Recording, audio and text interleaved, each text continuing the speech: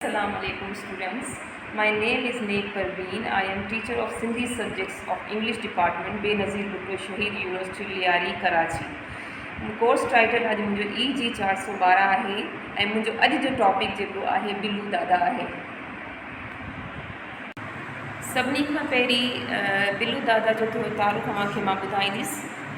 बिलू दादा याज़ हुसैन कादरी जी अफ़साननि जो मजमूओ हो ऐं इहे पहिरीं मजमूओ 1958 में छपिजी पधिरो थियो। हिन मजमूए में जेका अफ़साना शामिल हुआ हुन में बिलू दादा, मां इंसान आहियां, हाजिरा, फ़रिश्तो, कुते जी मौत, कफ़न चोर, कानून, ही लीडर, इहे उहे अफ़साना हुआ जेका अयाज़ कादरी साहिबु असांजे माशरे जी उन जेकी उणाइनि खे, सुठाइनि खे, माशरे में थींदड़ जेका वाक़िया थिया हुआ, जेका उन पंहिंजा ॾिठल हुआ, पंहिंजा उन तजुर्बनि मां गुज़री, जेको डॉक्टर अयाज़ साहिबु उन्हनि खे जेको आहे पंहिंजे किताब हिकिड़ो अफ़साने जी सूरत में कलमबंद कयो। डॉक्टर अयाज़ कादरी जंहिंजी ज़िंदगी ते असीं हिकु नज़र विझूं था, डॉक्टर अयाज़ कादरी हिकिड़ो अफ़साना निगार, हिकिड़ो शाइर, हिकिड़ो उस्ताद जी हैसियत सां उनजी सुञाणप थिए थी। इहे उहा अज़ीम हस्ती आहिनि जिन जे बारे में अगरि असीं जेतिरो बि शायदि लिखंदासीं त उहो घटि थींदो। डॉक्टर अयाज़ कादरी खे सिंधी जदीद अफ़साने जे बानीकारनि में लिखियो वञे थो ऐं डॉक्टर अयाज़ कादरी साहबु 19 जनवरी 1928 ते मियाँ ग़ुलाम सरवर फ़क़ीर जे घर में लाड़काणे मियाँ जी घड़ी में जनमु वरितो। संदसि पीउ जी वफ़ात जल्दी थी वई हुई, हिन करे संदसि परवरिश संदसि मामे गुलाब अब्बास कई। अयाज़ हुसैन कादरी शुरूआती तालीम लाड़काणे मां ई हासिलु कई ऐं बाक़ी तालीम कराची मां हासिलु कई। आला डिग्री यानी PhD अल्लामा ग़ुलाम मुस्तफ़ा कासमी जी रहबरी में सिंध यूनिवर्सिटी मां 1982 धारे हासिलु कई। इन खां अॻु कराची यूनिवर्सिटी में सिंधी फ़ारसी ॿोलियुनि में MA ऐं LLB जूं डिग्रियूं बि हासिलु कयूं। कादरी साहब खे नंढपण खां ई पढ़ण जो शौक़ु होसि। पाण इल्मी ऐं अदबी घराणे में हिकु अखि खोले हुई। संदसि वॾा जेको आहे शेरो शाइरी जा शौक़ीन हुआ ऐं इल्मी अदब घराणे सां हुनजो वास्तो हो। संदसि मामू जी मूं ॿुधायो जेको आहे उहो तमामु तर जेको आहे इल्मी अदब सां उनजो तालुक़ु हो। इन वजह सां चयो वञे थो त डॉक्टर साहब जी अयाज़ कादरी साहब जी जेकी परवरिश थी उहा अदब जे ज़ेर निगरानी थी ऐं अदब जी वजह सां उन्हनि खे जेको आहे तमामु हीअ ख़ूबियूं मिलियल हुयूं। कादरी साहब जो जेको तालुक़ु इल्मी ऐं अदबी ख़ानदान सां हो ऐं संदसि नानू ऐं मामू अदबी दुनिया जी अहम शख़्सियत हुआ। संदसि इल्मी अदबी तरबियत जे संदसि मामे मियाँ ग़ुलाम कादरी जो बुनियादी किरदारु हुयो। अयाज़ साहब बुनियादी तौर ते पर हिकु शाइर हो त पाण वक़्तु ब वक़्तु कहाणियूं बि लिखंदो रहियो। जीअं त संदसि अफ़साननि कहाणियुनि जी तादादु घणी न हुई, पर जेको बि अफ़सानो उहे कहाणी पाण लिखई हिकु बहितरीनु शाहकार हो।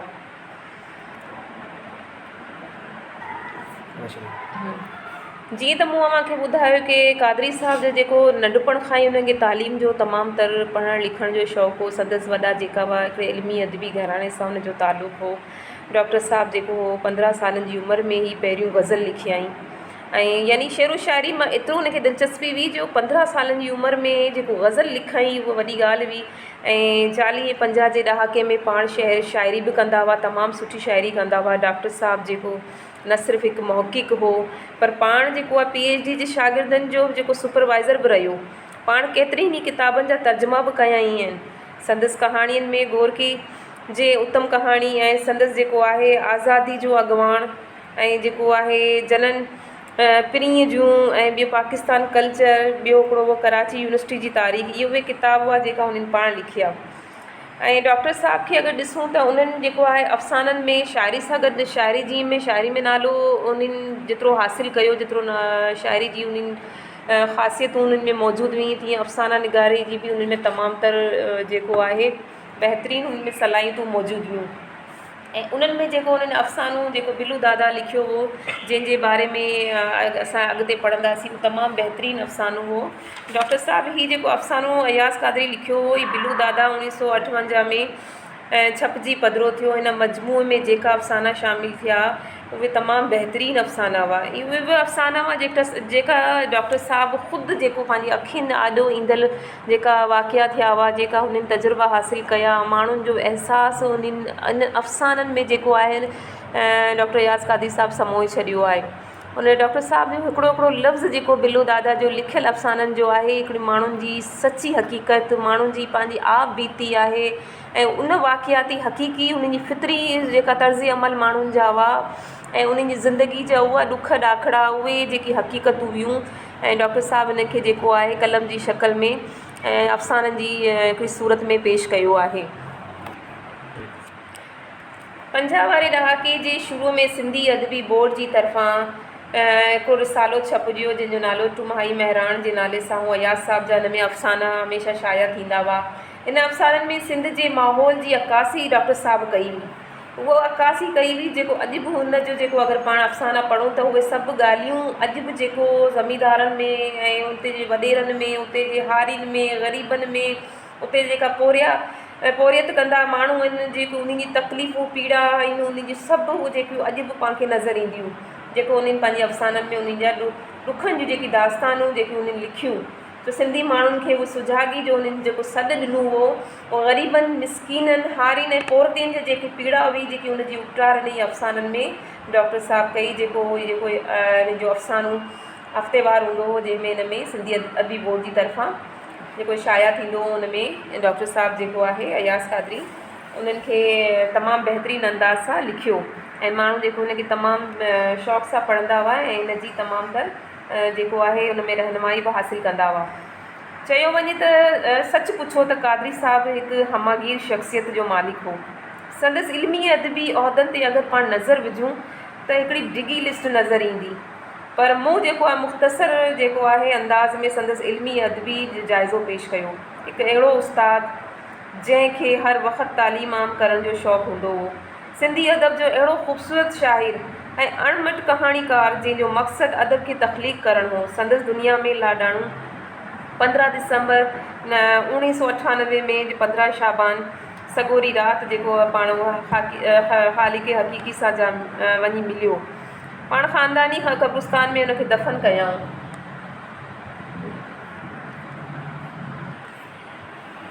इहो जेको मूं तमामु तर मुख़्तसर हिकिड़े सम्झो हिकिड़ी अंदाज़ में हिकु डॉक्टर अयाज़ क़ादरी ज़िंदगी ते हिकु पाण हिकिड़ी नज़र विधी ऐं हुनजे बारे में मूं अव्हांखे ॿुधायो ऐं असांजा स्टूडेंट जेका आहिनि नथा इन सां जेको आहे डॉक्टर अयाज़ क़ादरी जी इहे मालूमात सां मुस्तफ़िद थींदा ऐं इनखे पढ़ंदा।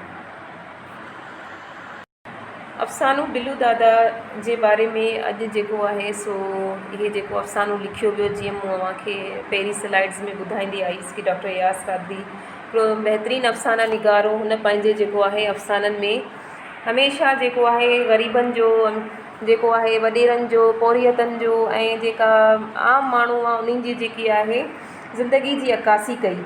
डॉक्टर अयाज़ क़ादरी हमेशह हिकु बहितरीनु उन में पंहिंजा शाहकार पेश कया।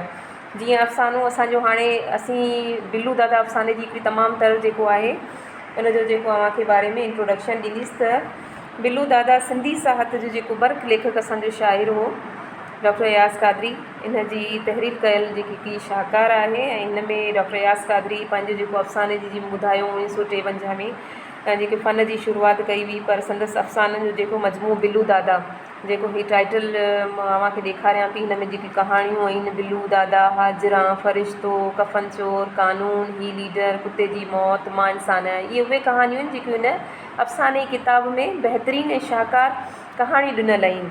ऐं इहो जेको आहे 1957-58 धारे शाया थियो। हिन किताब में जेको आहे असांजे राइटर जेकी बि कहाणियूं ॾिनियूं, जेकी बि कहाणियूं लिखियूं आहिनि डॉक्टर अयाज़ साहब आम मसइलनि खे बुनियादी बनाए हिन खे लिखियो वियो। यानी जेका बि असांजा आम मसइला हुआ, जेका रोज़मर्रा जी असांजी पंहिंजी ज़िंदगी में थियनि था, इनखे इन जो जेको आहे इन जी बुनियाद यानी बेसिक बनाए इन खे पेश कयो। ज़माने जी जेकी ॾिंगी हालत हुई उन ते बि तंज़ कयो आहे। जेको आहे डॉक्टर साहब कहाणी जीअं ॿुधायां थी कि बिल्लू दादा जीअं उन में जेको कराची जे इलाइक़े लियारी वारे इलाइक़े चाकीवाड़े में हिकिड़ो आम इंसानु बिलावल नाले जेको अक्सर उनखे जेको आहे गुंडे जो नालो ॾेई उनखे बिल्लू दादा जो नालो ॾेई हिकिड़ो उनजी ज़िंदगी ते दाग़ लॻायो वियो। उन कहानी जी डॉक्टर साहब हिकिड़ी अकासी कई आहे। ऐं हाजरा कहाणी उन हिकिड़ी ग़रीब छोकिरी जी आहे जेको पंहिंजे माइटनि जे जेको आहे उन में चए में अची हिकिड़े ज़मींदार जी वॾी उमिरि जे ज़मींदार सां उहा शादी करे थी। असांजे पंहिंजे अॼु ॾींहं ताईं ॾिसूं त असीं पंहिंजे ॻोठनि में असांजा कुझु अहिड़ा घर आहिनि जेका पंहिंजे जेको आहे सो ज़ुल्म हेठि छोकिरियूं वॾियुनि उमिरिनि जे जेको आहे माण्हुनि सां उन्हनि जी शादियूं कराए छॾींदा आहिनि। उन्हनि जी उमिरि जो को बि हिसाब किताब न रखंदा आहिनि। हाजरा हिकिड़ो जेको आहे सो हिकिड़ी तमामु नंढी उमिरि जी छोकिरी हुई ऐं उनजे सिर्फ़ु उनजे ग़रीब माइटनि जेको हिकिड़ी हारी जी धीअ हूंदी आहे उनखे हिकिड़े वॾे ज़मींदार सां परणाए उनखे ॾेई छॾींदो आहे उनजो पीउ। ऐं इन वजह सां हुन कहाणी जी बि जेको आहे हाजरा जी ज़िंदगी जो हिकिड़ो अहिड़ो पहलू जेको अॼु बि असांजे माशरे में अगरि ॾिसूं त असांजे ॻोठनि में इहो पहलू अॼु बि जेको आहे इहो मसइलो असांखे मिलंदो। फ़रिश्तो कहाणी बि हिकिड़े अहिड़े पोरियत जी कहाणी आहे।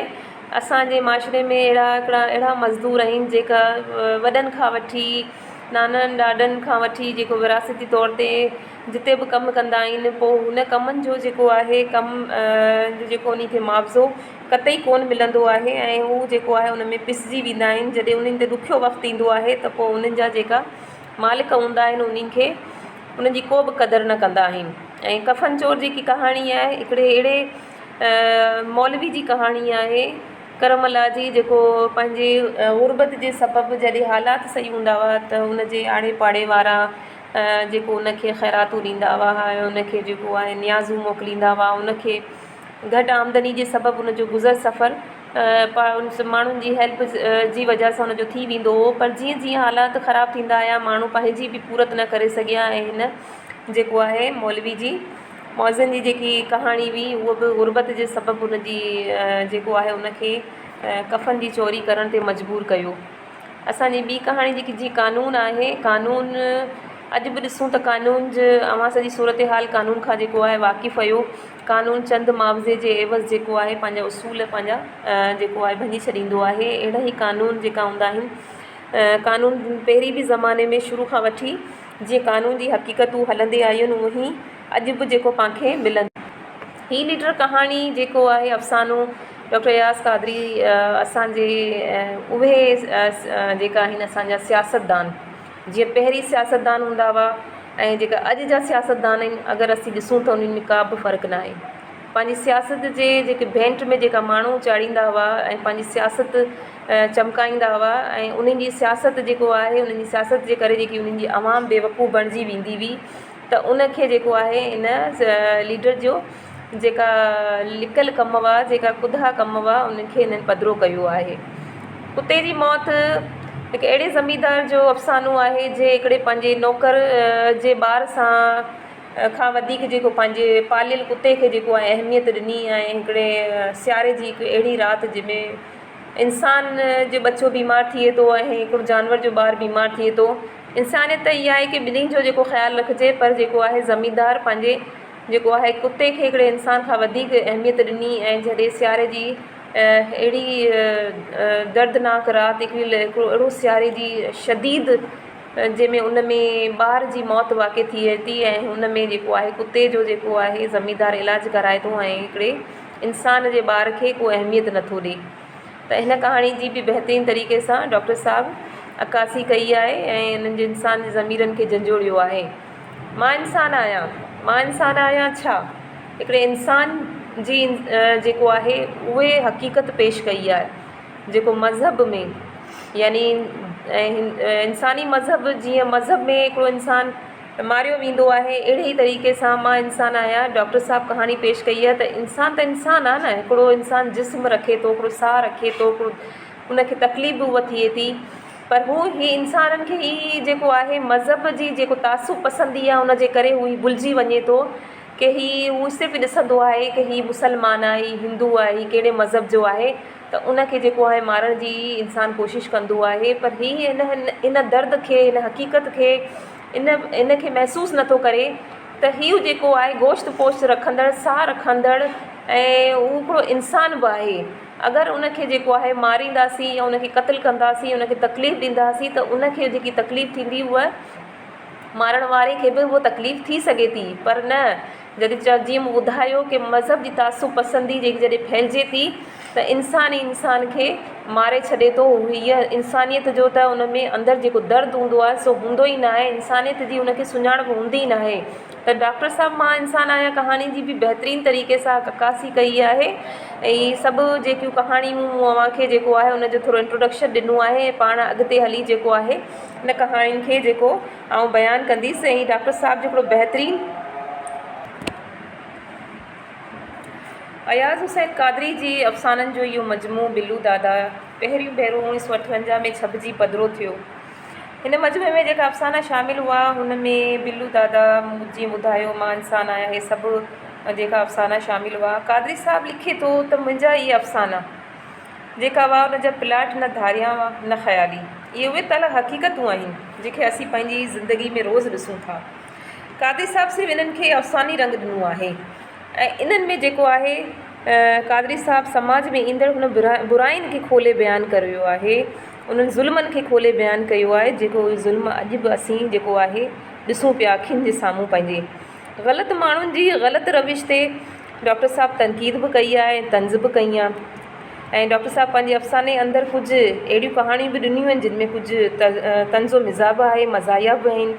हीअ किताबु असांजे समाज जे जेको आहे हर तबिके जी नुमाइंदगी कंदो आहे, कई आहे। उन इहो ई सबबु आहे त खेनि संदन तबिके में नुमाया अहमियत मिलियल इन करे ई हुई जो पाण हर हर हर तबिके में हर माण्हू जी जेकी तल हक़ीक़त आहे, सचाई आहे, उन पंहिंजे कलम सां जेको आहे उनखे लिखियो आहे। कहाणियूं त आम तौरु ख़ासि माण्हुनि जूं मक़बूल आहिनि, पर हिन किताब जा जेका डॉक्टर साहब जी अयाज़ क़ादरी जी बिल्लू दादा किताब जा 2 एडिशन असांजा जेका शाया थी चुका आहिनि ऐं जेको आहे इनखे अॼु बि जेको आहे बहितरीनु तरीक़े सां पढ़ियो वञे थो ऐं इन मां जेको आहे घणो कुझु ज़िंदगी जी हक़ीक़तूं माण्हू सिखे थो ऐं उन्हनि जे दिलि ते असर बि कनि थियूं। हाणे पाण तमामु तर जेको अॻियां हली पाण मुख़्तलिफ़ जेकियूं कहाणियूं आहिनि जेको फ़हिरिस्त में ॾिनल आहिनि उनखे पढ़ंदासीं उन जे बारे में अव्हांखे सॼो कहाणियुनि जो जेको आहे उन्हनि जो ॿुधाईंदी। बिल्लू दादा जे बारे में अव्हांखे ॿुधाईंदसि। हिन कहाणी में मोहतरम डॉक्टर अयाज़ क़ादरी ॿुधायो आहे त असांजे समाज में ग़रीब हमेशह पंहिंजे हक़नि लाइ विढ़ंदो रहियो आहे। समाज जा जेका ठेकेदार हुआ उहे माण्हू पंहिंजे हक़नि लाइ जिन बि आवाज़ खई उन्हनि आवाज़ खे हमेशह बुलंद आवाज़ुनि खे जेको आहे दॿायो ऐं जंहिं माण्हुनि पंहिंजे हक़नि लाइ विढ़िया उन्हनि माण्हुनि खे जेको आहे उन्हनि हमेशह जेको आहे ज़ुल्म सितम जे सबबु जेको आहे ज़लील कयो। ऐं अहिड़ा माण्हू जेका पंहिंजे हक़ जा आवाज़ बुलंद कंदा हुआ उन्हनि खे बदमाश ऐं गुंडनि जो नालो ॾेई छॾींदा हुआ। ऐं हुन ज़माने में जेका दौलतमंद इंसान जेको आहे हूंदो हुओ जेको हमेशह ख़ुदगर्ज़ी ऐं मग़रूरी में एतिरे क़दुरु पइजी वेंदो हुओ त दौलत जे नशे में इंसानी दिलनि मां उन्हनि जे अंदरि रहम जेको हूंदो हुओ सो ख़तमु थी वेंदो हो। इंसाननि लाइ जेकी उन्हनि जे दिलि में मोहबत हूंदी हुई सो ख़तमु थी वेंदी, छोकी दौलत जो नशो उन्हनि खे एतिरो हूंदो हुओ कि उहो दौलत जी वजह सां ग़रीब माण्हू खे त कुझु सम्झंदा ई न हुआ, ग़रीब उन लाइ को अहमियत रखंदो ई न हो। दुनिया जो हर अमीर माण्हू पाण खे जेको आहे आला ऐं ग़रीब खे जेको अदना ऐं मामूली सम्झंदो हो। पर साॻे ई वक़्तु जेको बिल्लू दादा जहिड़ा किरदार बि असांजे माशरे में समाज में मौजूदु हुआ जिन वटि माल दौलत न हो पर बाज़ुअनि जी ताक़त ज़रूरु हुई, क़ुवत ज़रूरु हुई। ऐं अहिड़ा किरदार जेका आहे हमेशह उन्हनि जेको आहे पंहिंजो हक़ वसूल कया ऐं हमेशह पंहिंजे हक़नि लाइ विढ़िया ऐं पंहिंजे माण्हुनि जे इर्द गिर्द जेका उन्हनि सां गॾु रहंदड़ माण्हू हूंदा हुआ उन्हनि जी हमेशह उहे मदद कंदा हुआ। इन कहाणी में जेको मरकज़ी किरदारु बिलावल उर्फ़ बिल्लू दादा चयो वेंदो हो उनखे, छोकी हू आम बिलावल हिकिड़ो आम इंसानु हो पर जेको आहे उनखे बिल्लू दादा यानी हिकिड़ो गुंडे जी हैसियत सां उनखे सॾियो वेंदो हो। हू सॼे पाड़े में बदनाम हो, हर को उनखे उन मां ख़ौफ़ खाईंदो हो, जहिड़ो तहिड़ो त हुनजो नालो बि न वठंदो हो, हर को उन खां डिॼंदो हो। हर आम माण्हू छॾ त पैसे वारा बि जेको उनखे गुंडो सम्झंदा हुआ। पाड़े जी उनखे दादागीर लेखियो वेंदो हो। संदसि नालो बिलावल हो मगर खेसि उनखे छा कोठींदा हुआ बिल्लू दादा। उनजो जेको आहे सॼो नक्श अव्हांखे ॿुधायां थी। रंग जो कारो हो ऐं वार उनजा जेका हुआ नंढड़ा ऐं गुंडीदार हूंदा हुआ, सख़्तु ऐं हू जेको आहे मौज कुशादो ऐं गोल अखियूं ऐं नंढियूं अखियूं हुन जी हूंदी हुयूं ऐं चप हुन जा थुल्हा ऐं जेका चप ॻाढ़ा हूंदा हुआ, जेको उन ॻाढ़नि चपनि मां हुन जा अछा ॾंद जेका हूंदा हुआ सो नज़र पे ईंदा हुआ। छाती हुन जी कुशादी, बाज़ू सख़्तु हूंदा ऐं मज़बूत, जहिड़ो कद काठ जो जेको हूंदो हुओ सो तमामु छोटू नज़र ईंदो हुओ, यानी नंढड़े कद जो नज़र ईंदो हुओ। संदसि मुंहं में अहिड़ो रोब हूंदो हुओ जो कंहिं ॾांहुं बि अगरि उहो कावड़ में निहारींदो हुओ त हमरा खे ॾकणी न वेंदी हुई। आवाज़ जो मंदसि कड़को ॾाढो तेज़ हूंदो हुओ, हर वक़्तु पियो गजंदो हुओ। ॻाल्हियुनि जो एतिरो ॻाल्हियार जो अगरि ॻाल्हाइणु शुरू करे त बसि उनखे चुप करणु त ॾाढो मुश्किल थी वेंदो हुओ। ऐं ॾियारी वारे इलाइक़े चाकीवाड़ा में जेको रहंदो हुओ, इन वजह सां उते जा माण्हू जेका फुटबॉल जा जेका तमामु तर शौक़ीन हूंदा हुआ, पाण बि जेको हुओ सो फुटबॉल जो चैम्पियन हूंदो हुओ। घणो करे जेको रांदि में ईंदो हुओ त सेंटर फॉरवर्ड जेको बीहंदो हुओ। बॉक्सिंग जो बि तमामु तर शौक़ीन हूंदो हुओ, बॉक्सिंग बि कुॾंदो हुओ। ऐं वक़्तु इहा ॻाल्हि त लेफ्ट पंच कीअं कजे, राइट कीअं कजे, त उन पिंचुनि ते बि जेको आहे तमामु तर माहिर हूंदो हुओ। ऐं इन में डॉक्टर अयाज़ ॿुधाए थो त मुंहिंजी ॼाण जेको सुञाण चाकीवाड़े में उन सां थी, यानी इहे डॉक्टर साहब पंहिंजी आप बीती न कहाणी जी हक़ीक़ती सची कहाणी जेको अफ़सानो आहे डॉक्टर साहब लिखियो आहे ऐं ॿुधाए थो त आउं मास्तर वारे उन में दर्जे में पोस्ट ते हुअसि ऐं आउं जेको उते पढ़ाईंदो हुअसि। जॾहिं मुंहिंजी मुलाक़ात इन सां बिलावल सां थी त घणो करे हू जेको आहे जहांगीर मकराणी जी हिकिड़ी केबिन हूंदी हुई, उन ते वञी जेको आहे उहो अक्सर बीहंदो हुओ, चांहि पीअंदो हुओ ऐं आउं उतां जॾहिं गुज़रंदो हुअसि त उहो मूंखे विहारींदो हुओ। छो मास्तरनि जी तमामु तर घणी इज़त कंदो हुओ, मास्तर खे उहो सम्झो तमामु त अहमियत ॾींदो हुओ ऐं उन जो हिकिड़ो दर्जो, उनजो जेको हिकिड़ो रुतबो मास्तर जो उन लाइ हिकु तमामु अहम हूंदो हुओ। उहो हमेशह जॾहिं आउं त लंघंदो हुअसि त मूंखे उहो उते विहारींदो हुओ, चवंदो हुओ मास्तर अच चांहि पी। मूंखे कंहिं वक़्तु मास्तर, कंहिं वक़्तु साईं चवंदो हुओ। मतिलबु मां उन आहिस्ता आहिस्ता जीअं जीअं डॉक्टर अयाज़ कादरी ॿुधाए थो त मुंहिंजो उन सां उथणु विहणु जेको शुरू थियो त संदसि मकराणी गार्ड जेका सिंधी लहजो ॾाढो सुठो वठंदा आहिनि। उनजो ॻाल्हाइण अहिड़ो हूंदो हो, जॾहिं मकराणी सिंधी ॻाल्हाईंदा आहिनि तव्हां ख़ुदि सोचियो त कहिड़े तरीक़े सां ॻाल्हाईंदा, त उहो जॾहिं ॻाल्हाईंदो हो त आउं जेको आहे सो उनजी ॻाल्हियूं ॿुधी जेको सिंधी जॾहिं उहो ॻाल्हाईंदो त आउं पाण जेको मुस्कुराए छॾींदो हुउसि। मास्तर जा जेके संगत जा, यानी मास्तर सां मुराद यानी अयाज़ पंहिंजे नाले चए थो त मुंहिंजी संगत जा जेका दोस्त यार हूंदा हुआ, मूंखे अक्सर जेको आहे अगरि बिलू दादा यानी बिलावल सां गॾु बीहंदे ॾिसंदा हुआ त उहे मूंखे कावड़ कंदा हुआ। ऐं मुंहिंजा शागिर्द मूंखे अक्सर ॾिसंदा हुआ त उहे बि जेको आहे सुबुह मां जॾहिं क्लास थींदी हुई त मूंखे वरी उहा चवंदा त कुझु कोन हुआ, पर उहे चवंदा हुआ बिलावल जे नाले सां कि मास्टर साहिबु अॼु बिलावल हिन सां जहिड़ो कयो, अॼु बिलावल हिन सां जहिड़ो कयो, त उन जा मुख़्तलिफ़ मूंखे वाक़िया ॿुधाईंदा हुआ। दादागिरी जी दास्तानूं लाइ चाढ़े जेको आहे मूंखे अक्सर ॿुधाईंदा हुआ। त बिलावल यानी बिलू जेको हो सो उन बिलावल जेके बिलू दादा जे नाले सां सॾींदा हुआ। त हिन जेको आहे सो कुझु अहिड़ा 3 वाक़िया मुंहिंजे साम्हूं जेका अखियुनि ॾिठल आहिनि, जेको ऐं इहे डॉक्टर अयाज़ साहब ॿुधाए थो त उन जेको उन पंहिंजे अफ़साने में कलमबंद कयो आहे, उहो चए थो त मूं लिखिया आहिनि इन बिलू दादा जे अफ़साने में। त मुंहिंजे साम्हूं जेका 3 वाक़िया अखियुनि ॾिठल आया त उनखे आउं पेश थो करियां। त हिकिड़े ॾींहुं जेको सभिनि खां पहिरीं उन वाक़ियो ॾिठो कार एक्सीडेंट जो वाक़ियो हो। त हिकिड़े ॾींहुं उहो चाकीवाड़े में जॾहिं पहुतो त ॾिठो त गोड़ लॻो पियो, माण्हुनि जा रश लॻी पई आहे, शाम बीठा हुआ। बिलू जेको आहे सो गारियुनि जी पियो गार गंद करे ऐं वॾा जेको आहे सो गर्जदार आवाज़ सां ॻाल्हाए। त आउं सम्झुसि एतिरो गोड़ लॻो पियो आहे, आख़िर छा थी वियो। जॾहिं अॻिते वधियोसि त मूं ॾिठो त हिकिड़ी कार बीठी हुई ऐं उनजे अॻियां बिलू हिकु मोटे सेठ खे जेको आहे गर्दन मां जॾियो बीठो आहे ऐं उनखे चए पियो कि त उन सां विड़े पियो ऐं उनखे चए पियो जेको आहे सालो हरामी, जे कॾहिं कार हेठि नथी हलाइणु अचे त छा लाइ कार हलाइनि था। ऐं हीअं जेको आहे सो सन्नी घटियुनि में ईअं गाॾियूं खणी पंहिंजो निकिरनि था त उहे नथा ॾिसनि त नंढड़ा ॿार बि जेको आहे घिटियुनि में हलनि था, उन ॿारनि खे जेको आहे सो चिपियो निकिरियो वञनि। उन सेठ खे जेको आहे गर्दन मां झले उनखे अखियूं पे ॾेखारियईं ऐं उनखे चईं पे हीउ जेको ॿारु तुंहिंजी गाॾी जे हेठि आयो आहे हरामखोर, हिनखे तूं खणी इस्पताल खणी हल, छो हीउ ग़रीब छोकिरो आहे, तो हुनजे मथां पंहिंजी कार त चाढ़ी आहे, हाणे हिनखे जेको आहे हिन जो इलाजु हिन जा माइट कीअं करायूं। त पोइ हुनखे जेको आहे धड़का ॾेई हुन सां विड़ी हुनजी कार में चढ़ी ॿार खे खणी वञी हुनजो इलाजु करायूं।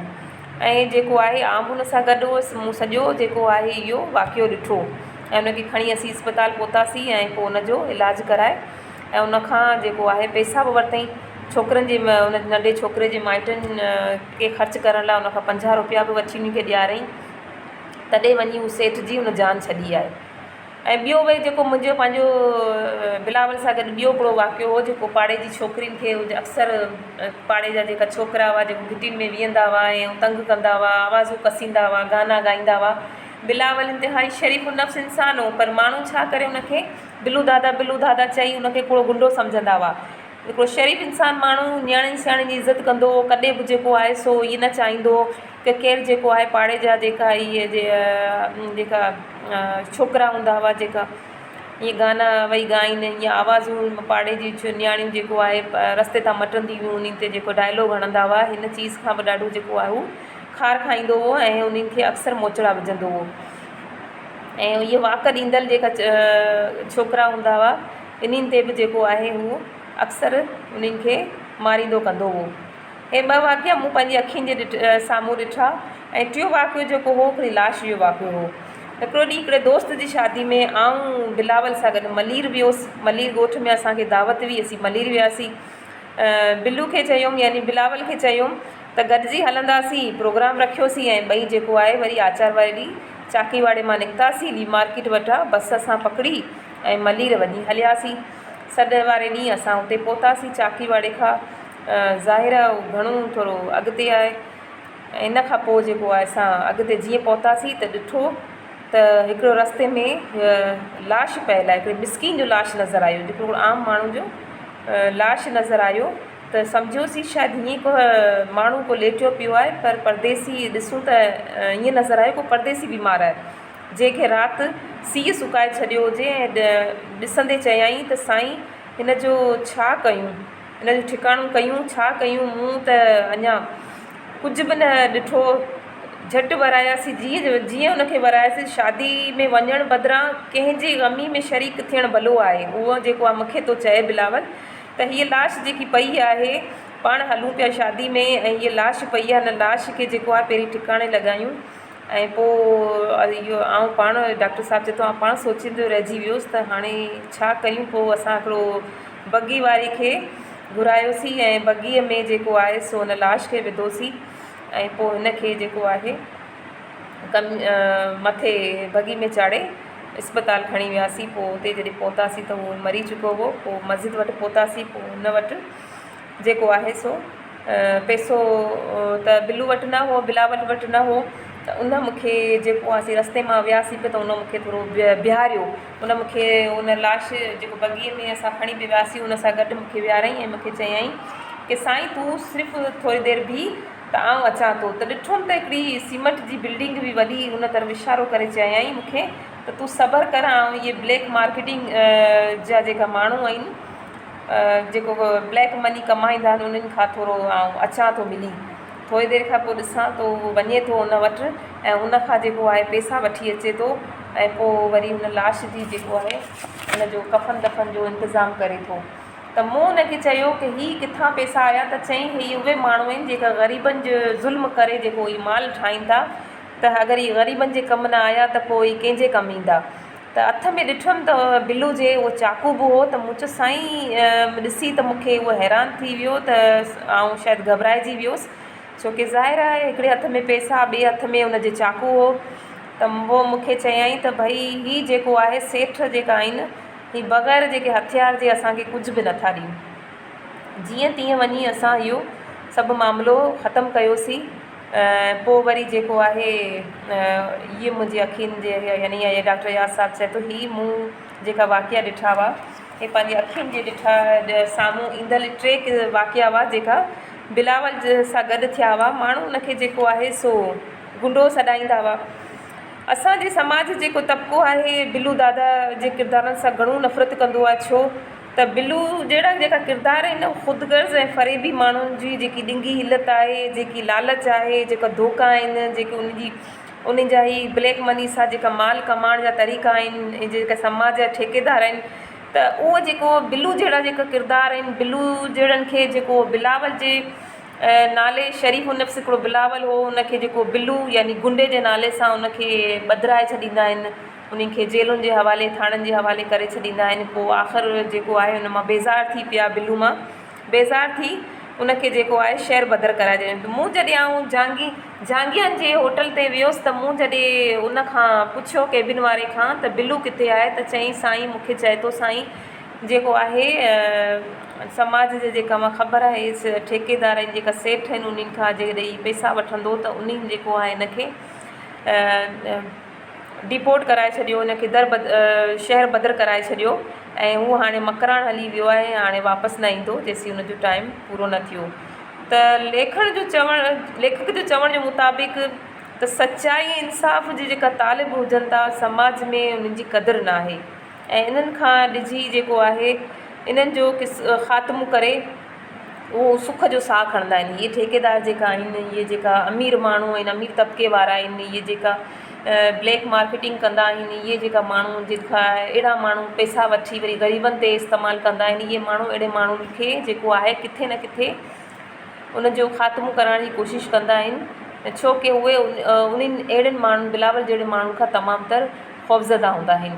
त हीअ असांजी बिलू दादा कहाणी जेको आहे में तमामु तर डॉक्टर यास कादरी पंहिंजी ख़ुदि जी हक़ीक़त हिकिड़ी बयानु कई आहे कि बिलावल सां हुनजी दोस्ती हुई ऐं जॾहिं उहो कराची शहर में हूंदो हो त अक्सर मास्तरी जे शोबे सां वाबस्तो, त उहो बिलावल सां गॾु अक्सर उनजी उथण विहण हूंदी हुई।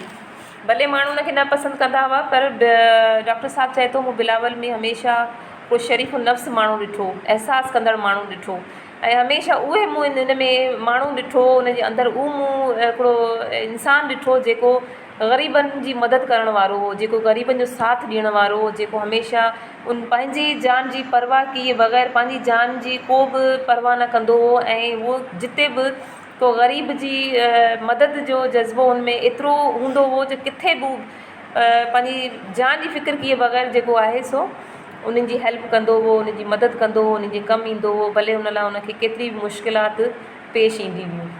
हाणे अॻिते असांजी ॿी जेको आहे अफ़सानो आहे हाजरा, जेको आहे पाण उनखे शुरू करियूं था। किताब बिलू दादा जी कहाणी हाजरा, जंहिंमें डॉक्टर यास कादरी ज़ाल ज़ात जी पीड़ा, उनजी तकलीफ़ुनि खे बयानु कयो आहे। समाज में नियाणियुनि खे हर रूप में जेको आहे निहोड़ियो वियो आहे ऐं किथे रीतनि रस्मनि जे आॾे त कॾहिं ज़ात ऐं बिरादरी जे भेंट चाढ़ियो वञे थो, त वरी किथे उनखे ना करदा गुनाहनि जी पादाश में उनखे जेको आहे सज़ा ॾेई वञे थी। इन कहाणी जो जेको किरदारु हाजरा आहे, हिकु नंढी नेटी छोकिरी आहे जेके संदसि माइटुनि पैसे जे ॿार यानी उनखे पंहिंजो ॿारु सम्झी हिकु 60-62 साल जे हिकिड़े ओड़े कुराड़े शख़्स सां उनजी शादी कराइनि था। हाजरा जे घर वारनि जो इहो पाण में मुतफ़िक़ा फ़ैसिलो हो त हाजरा जेको आहे ख़ुशहाल ऐं आसूदे घर में असीं उनखे परणाईंदासीं त उहो वञी राज कंदी ऐं जेको आहे उनजो घोटु भले पकी उमिरि जो आहे त छा आहे, पर जेको उनजो ज़िंदगी त उनजी ख़ुशहाल निकिरंदी। उनजो हथ की हाजरा पंहिंजे सौट सां तमामु घणी मोहबत कंदी हुई ऐं उन पंहिंजे सौट खे जेको आहे सो पसंदि बि कंदी हुई, पर उन सौट वटि जेको आहे कुझु बि न हो। हिकिड़े हारी वटि छा हूंदो आहे, फसलनि जे सिवा छा हूंदो आहे, पोइ ॿिए कंहिंजी फसल ते जेको आहे उहो जेको आहे कमु कंदा हुआ ऐं उन में मज़दूर जी हैसियत सां उहा पंहिंजी ज़िंदगी गुज़ारींदा हुआ। उहे छा हिनजे माइटनि खे पैसो ॾिए हा। हमज़ो जेको हिकिड़ो तमामु ग़रीब माइटनि जी हिकिड़ी औलाद हुई, पर मोहबत जी क़ीमत त हाणे ज़ाहिर आहे लॻाए माण्हू नथो सघे ऐं इन ई वजह सां जेको आहे हाजरा जे माउ पीउ जेको हीउ सोचियो त हाजरा जे आसूदे घर में वेंदी, ख़ुशहाल घराणे में वेंदी ज़मींदार जे, त उते वञी जेको आहे पंहिंजी ज़िंदगी सुख सां गुज़ारींदी ऐं उन्हनि हीअ बि लालच रखी त हीअ सुठे घर में वेंदी त असांजी बि सार संभाल लहंदी। ऐं हिन कहाणी खे जेको आहे हाणे आउं तव्हांखे बयानु करियां थी कि हाजरा जी उन राति जी स्टोरी, जॾहिं उनजी शादी थी थी उन वक़्तु छा हाल हुआ, हाजरा जी पंहिंजी ज़बानी जेको हाजरा बयानु करे थी। 14 जो चंड जॾहिं जीअं उभरण सां ई लही वियो, सियारे जी हिकु राति हिकु थधी ॿी कारी राति, झूंपड़नि मां जेको आहे निकिरंदड़ धूं, होरियां होरियां बस पियो थियो। ॻोठाणनि जूं कचेरियूं जेको आहे आस्ते आस्ते राति जो माठ करे वयूं। मकाननि में ॿरंदड़ जेका मच हुआ सो आहिस्ता आहिस्ता सर्द थी विया। उतर जी हवा सुसाट जेका पे कया सो पारे पवण सां उन जा बि आसार जेका ख़तमु थी विया। सीअ में हर को माण्हू पंहिंजे सुम्हण लाइ पंहिंजी तयारी करे पंहिंजे बिस्तरनि में जेको आहे हली वियो।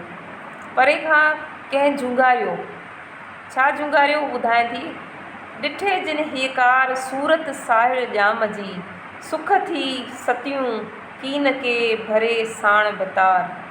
आवाज़ पहिरियां ई धीमी निकिती, पोइ ज़ोर ज़ोर सां चो तरफ़ इहे फैलिजी वियो ऐं आहिस्ते आहिस्ते वरी चुप थी वियो। हाजरा जे दिलि में ॼण त के बाहि लॻी वई। संदसि लुछ पुछ जीअं वधंदी वई। दिलि मां जेका आहे सो दिलि अधमो थियण लॻी। पंहिंजे चोगिर्द जेको आहे उहो निहारण लॻी। हर तरफ़ ख़ामोशी ई ख़ामोशी हुई। संदसि वर जंहिंसां हुनजी शादी थी सुम्हण सां ई अची नेस्ती वारी निंड में सुम्ही रहियो ऐं वॾा वॾा खोंघरा खणणु लॻो। ईअं लॻो थिए, ईअं महसूसु थियो थिए जे क़यामत ताईं ही माण्हू उथंदो ई कोन। हूअं त मरण जी कंधीअ ते वैसे ई वेठल हो। 60-62 साल जी उमिरि जेकी घटि न हुई हुनजे मुड़ुस जी। हाजरा हिकिड़ी नंढी नेठी न्याणी हुई, पई लुछे ऐं फतके जो हिन वनीअ खे पोड़े वर खे जे पासे में ऐं भला निंड कीअं थी अचे। हिन पंहिंजे जेको गुलाबी वॻे खे ॾांहुं जॾहिं निहारियो, जीअं त ज़री जी झालर ऐं सितारा लालटेन जी रोशनी में चमकी रहिया हुआ। हिन पंहिंजी मेहंदी रंगनि हथनि में ऐं पेरनि ॾांहुं निहारियो, जिन जी लाली हींअर हल्की थींदी वई। हिन जे दिलि में आयो त जेकर लालटेन खणी कपिड़नि खे, घर खे, वरी वर खे जेको हुनजो मुड़ुसु हो साड़े छॾियां। ॿ ॻोड़ा टिम करे वेचारी जा वरी अखियुनि मां निकिरणु लॻा। पलांद खईं अखियुनि खे उघी छॾियईं। खेसि पुराणी ॻाल्हियूं यादि अची वयूं। उहे ॻाल्हियूं जॾहिं उहो सहेलियुनि सां गॾु खूह ते वेंदी हुई पाणी भरणु, ऐं जिते सभु सहेलियूं गॾु थींदी हुयूं त उनजे जेको सौटु हमज़ो हूंदो हो, उन हमज़े जी जेकी उहे वाखाणूं कंदा हुआ, ॻाल्हियूं कंदी हुयूं, त उहे सभु ॻाल्हियूं उन राति उनजे दिलि ते जेको आहे तीर वरसाइण लॻियूं। उनखे यादि आयो त कीअं हमज़ो मलाखड़े में जॾहिं सोभ करे पिए आयो त उनखे ॾिसी निराड़ मटाई, जीअं ॼण उनखे सलाम थो करे। ख़बर न छो संदसि दिला खिसकी विया ऐं पट ते अची किरिया ऐं संदसि समूरो जेको बदन जेको आहे आलो थी वियो। संदसि दिलनि जा टुकर चोगिर्द पिया हुआ ऐं हिन जेको आहे हीअं महसूसु कयो जेको आहे मुंहिंजे दिलि में जेको उनजी मोहबत, उनजा सलाम अंदरि अची विया आहिनि। सुखड़ीन जेको आहे जेको उनजी सहेली न उनजी हमेशह लिखी चुकी उनजी मुलाक़ातूं बि कराईंदी हुयूं ऐं अहिड़ी तरह उनखे हमज़े सां मिलाईंदी बि रहियूं। मोहबत जाॻंदी रही, मोहबत उनजी अॻियां वधंदे रही। हाणे हिकिड़े सौट सां उनजी मोहबत जी कहाणियूं दास्तानूं जॾहिं जनमु वरितियूं त पोइ अचानक छा थियो, माइटनि संदसि माउ पीउ जेको आहे ॾोकड़ ॾिठा ऐं माइटनि जेको आहे ॾोकड़नि जे पैसनि जे ज़रिए उनजे जेको आहे सौदो करे छॾियो, उनजे दिलि जो सौदो करे छॾियो। सभ खां जेको चङो घरु हो, माल मता वारो घरु आहे ऐं कुराड़ो आहे त छा थियो, छोकिरी जेको आहे बादशाही कंदी। उन्हनि जे दिलि में इहे ॻाल्हियूं अचणु लॻियूं, छोकी असांजे पंहिंजे सिंधियुनि में इहो रिवाजु आहे त ॻोठनि में हमेशह ईअं ई थींदो आहे। जेको आहे ॻोठ में उमिरि जो जेको आहे तक़ाज़ो हूंदो ई न आहे, उमिरि खे न ॾिसियो वेंदो आहे। अवल त माइट इहे ॾिसंदा की कुशादो घरु आहे, आसूदो घरु आहे ऐं असांजी न्याणी जेको इन ते जेको सुखी ज़िंदगी गुज़ारींदी, त उहो ई सोचे उहा उमिरि जी परवाह किए बग़ैर जेको आहे सो उनजा रिश्ता करे छॾींदा आहिनि। हमज़ो जेको उनजो चाचे जो पुटु सौटु हो त ग़रीब, उन वटि छा हो, कुझु बि कोन हो। छा हू सभु कुझु जेको थोरो घणो हुन वटि हो उहो छा विकिणी इनजी हाजरा जे माइटनि जे छा पेट भरे हा, ऐं हू जेको आहे कॾहिं बि शायदि हिनजो पेट न भरे सघे हा। माइटनि जेको आहे उनजो दिलि जो सौदो करे छॾियो, जिस्म जो सौदो करे छॾियो ऐं माइटनि उनखे जेको आहे हिकिड़े 60-62 साल जे हिकिड़े मर्द खे, मुड़ुस खे उनखे परणाए छॾियो।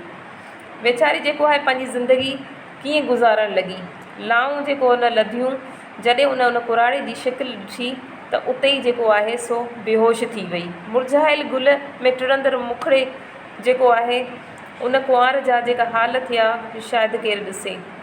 परे खां उन वेठे वीचारे दाहूं कयूं ऐं गाॾी में जॾहिं उनखे चाढ़े उनजी जुदाई जॾहिं उनजे माइटनि सां थी, उनजे जेको आहे महबूब हमज़े सां जॾहिं थी, त हू हाजरा जेको समूरो जेको आहे जिस्म किरड़ी वांगुरु उनजो ॾकियो पिए जॾहिं हूअ पंहिंजे सारनि पहुती। अखियुनि मां ॻोढ़ा टिम टिम उनजे वहणु लॻा।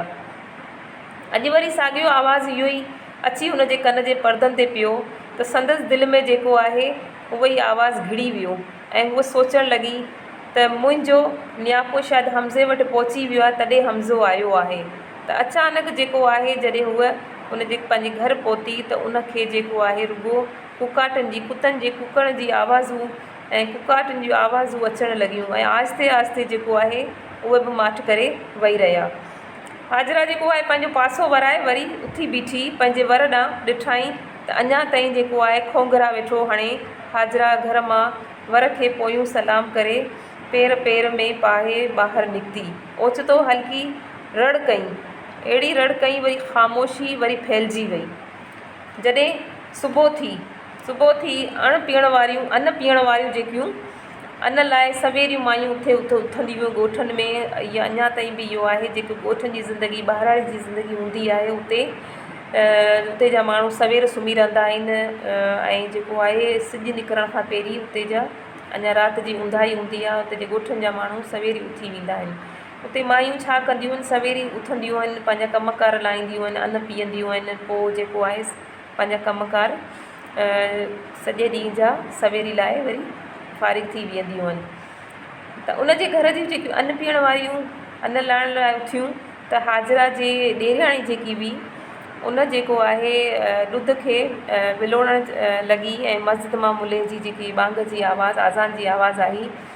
हाजरा जी ॾेराणी सोच में पइजी वई त अञा ताईं सिॼु निकिरण वारो आहे, हाजरा छो न उथी आहे।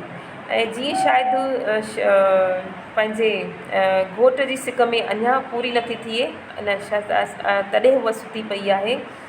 त पर अचानक हुन ॻाल्हियुनि में सोच में लॻी ॾेराणी हुई त ॿाहिरां खां रड़ जी आवाज़ु आई। रड़ थी, अड़े हीअ केरु किरियो पियो आहे, यानी रड़ थी त हीअ केरु किरियो पियो आहे। सभु ॾकंदा अची जमा थिया, ॾिठऊं त हाजरा जे पेरनि में हेठां कारी बला पयल आहे ऐं हाजरा जी जेकी रूह आहे उहा पखीड़ो करे उॾामी वई।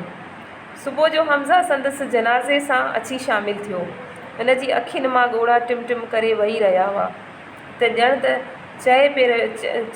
त हुन चयो पिए त हाजरा ॾिस त अॼु मां तुंहिंजे नियापे ते मिलण लाइ किथां खां आयो आहियां। सियारे जी सॼी राति जेको आहे हमज़ा उनजे घर जे ॿाहिरि उनजी मुलाक़ात लाइ तरसियो पिए ऐं उनजे इंतज़ार में बीठो। उनखे इहा ख़बर न हुई जो उहा जेको हाजरा ज़िंदगी मां ई जेको आहे पंहिंजी जान छॾाए हमज़ा खे जुदाई जो रोग ॾेई जेको आहे अलाह ॾांहुं हली वेंदी। मुख़्तसर त अयाज़ क़ादरी कहाणियुनि में नारी जागरता जे दावेदार समाज में जे मोह ते हिकु चमाट हई आहे। हाणे असां खां समाज में नई तब्दीलियूं आणे सिंधी औरत खे आज़ादी सां जीअण जी मर्ज़ी जी उन्हनि जी शादी जा फ़ैसिला करण जो हक़ु ॾियूं ताकी असांजे हिन वक़्त जी जेकी छोकिरियूं आहिनि अहिड़ो को क़दम न खणनि। अक्सर जेकी छोकिरियूं हूंदियूं आहिनि माइटनि जे ग़लति फ़ैसिलनि जे करे या ख़ुदिकुशियूं करे छॾींदियूं आहिनि या त पोइ घर मां पंहिंजो घर छॾे हली वेंदियूं आहिनि या कुझु अहिड़ा ग़लति क़दम खणंदियूं आहिनि जेको न सिर्फ़ु उन्हनि खे नुक़सानु ॾींदा आहिनि बल्कि उन्हनि खे माइटनि खे बि शर्मिंदा थियण जो सबबु बणिजंदा आहिनि। हाणे इन खां पोइ असांजी नेक्स्ट कहाणी जेकी थींदी उहा आहे फ़रिश्तो ऐं कफ़न चोर। ॿिए पार्ट में इन सां गॾु असांजी ॿी कहाणियूं जेकियूं आहिनि सो कानून ही लीडर ऐं ॿियो कुते जी मौत ऐं मां इंसान आहियां। हे जेकियूं असांजियूं हाणे कहाणियूं रहिजी वियूं आहिनि या अफ़साना, हे हाणे असीं हिन खे नेक्स्ट पार्ट 2 में पढ़ंदासीं।